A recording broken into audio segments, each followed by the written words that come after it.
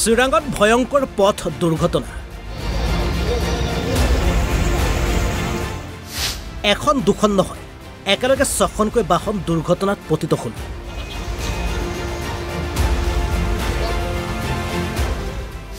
এডাল সাপৰ বাবে দুৰ্ঘটনাত পতিত হ'ল 6খনকৈ বাহন।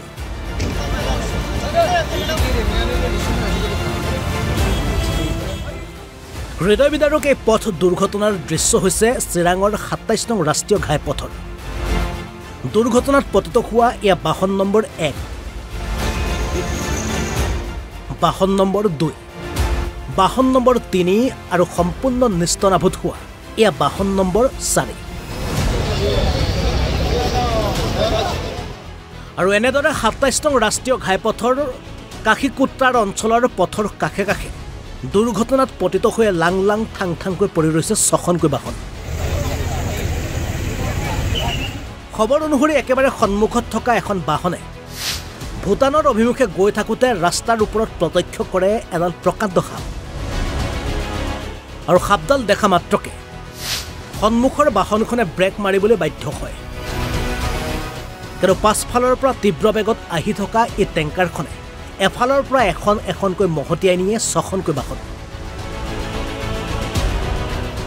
ফলত এই দুৰ্ঘটনা ঠাইতে মৃত্যু হয় এগৰাকী ব্যক্তিৰ। আমি বঙাইগাঁৱৰ পৰা ভূটান অভিমুখে আহি আছিলোঁ। আহি থকা অৱস্থাত ৰাস্তাৰ সন্মুখত আমি এডাল সাপ দেখা পাওঁ। সাপডাল দেখা পোৱাৰ লগে লগে আমি আমাৰ গাড়ীখন ৰখাই দিওঁ। ৰখাই দি সাপডাল পাৰ হ'বলৈ পোৱা নাই। পিছফালৰ পৰা এখন তেলৰ টেংকাৰ এখন আহিছে। তেলৰ টেংকাৰখনে আহি পেলাই আমাৰ পিছফালে থকা 3খন গাড়ীক পূৰা মহতিয়াই লৈ যায় আৰু সৰ্বশেষত আমাৰ গাড়ীখনত খুন্দা মাৰে।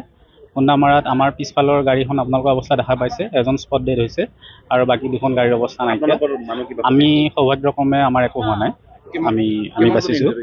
এজনটো স্পট ডেড হৈছে আৰু 4জন ইনজৰ্ড হৈছে। আৰু এখন গাড়ীয়ে পিছফালৰ পৰা মহতিয়াই আহি একেবাৰে আহি পেলাই এখন গাড়ীত ইয়াতে আহি পাই এইখিনি জেগা পাইছে। কেইখন গাড়ী মহতিয়াইছে? টোটেল 4খন গাড়ী মহতিয়াইছে। আমাৰখনক লৈ পেলাই 4খন মহতিয়াইছে।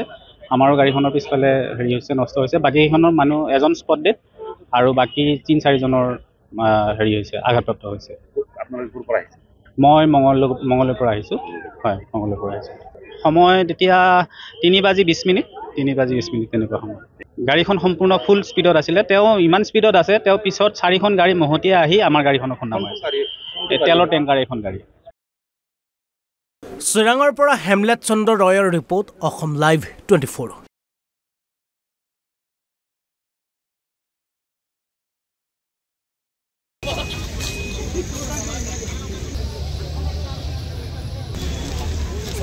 নাই কোনো